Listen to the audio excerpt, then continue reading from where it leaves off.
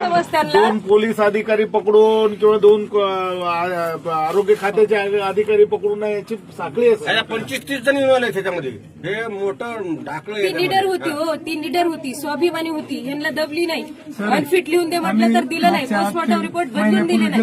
ह्याच्यामुळे तिला मारल्या गेलं. पीएम म्हणणारा कोण होता त्याला माझ्या पुढे आला ना असं करायला. तुम्ही मॅडमचे वडील मग जर तुम्ही सांगा व्हीआयपी पेशंटचे जर येत असतील आरोपी गुन्हे करून आमच्या आरोपीला वाचवण्यासाठी तुम्ही फिट लिहून द्या म्हणत असाल तर मग सामान्य जनतेला न्यायच देऊ शकत नाही आम्ही. व्हीआयपी पेशंटचे जर तुम्ही आरोपींना बदलून द्या म्हटलं तर कसं नाही देणार आहेत आम्ही? न्याय देऊ शकतो कसं आम्ही?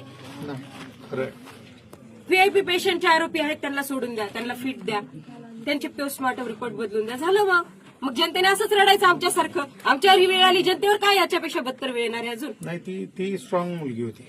मला डाऊट या गोष्टीवरून वाटत आहे की हॉटेलमधून हॉस्पिटलमध्ये नेईपर्यंत कोणत्याही नातेवाईकांची परमिशन नाही घेतली तर हातावरचं तिनच लिहिलं. हे कशावरून?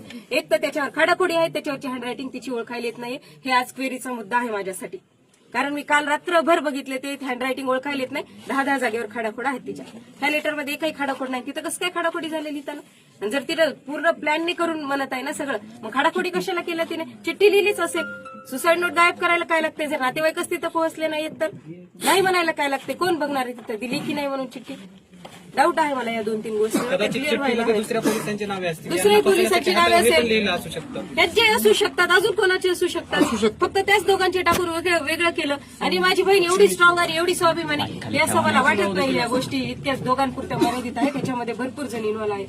फक्त ते म्हटलं ते मी मोठे मासे वाचवण्यासाठी छोट्या माशांना लावलेलं आहे हे कामाला. सुसाईड नोट तिने लिहिलेलीच असणार 100%. सुसाईड नोट ती काही इतकी साधी भोळी लहान मुलगी नाही, वेल एज्युकेटेड आणि स्ट्रॉंग आता आहे. पीजीला जाणार होती, जॉब करत अभ्यास करत होती. नाही देखवलं जी कोणाला. 80-90 पोस्टमार्टम तर करणारी तुम्ही मुलगी सर विचारा महाराष्ट्रामध्ये 90 पोस्टमॉर्टम कोण करते? प्लेन एमबीबीएसला कोण दबाव आणते करण्यासाठी आणि रिपोर्टही बदलण्यासाठी कोण दबाव आणते? एवढा 2,000 एमएससी करणारी एवढी हुशार होती म्हणूनच एमएससीला म्हणले असतील ना कर म्हणून. एवढी हुशार होती म्हणूनच तिला करायला लावले असतील ना तेवढे. कोण करते विचारा बरं सर तुम्ही. सगळे आहे तिच्यावर रिपोर्ट बदलला आपल्याकडे ओसी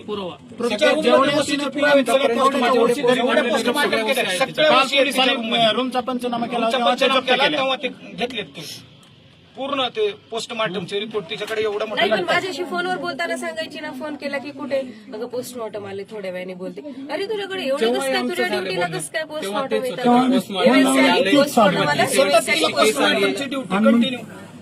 ते फोन लावला मग चिडायची. मग ते आम्ही 10 फोन लावू.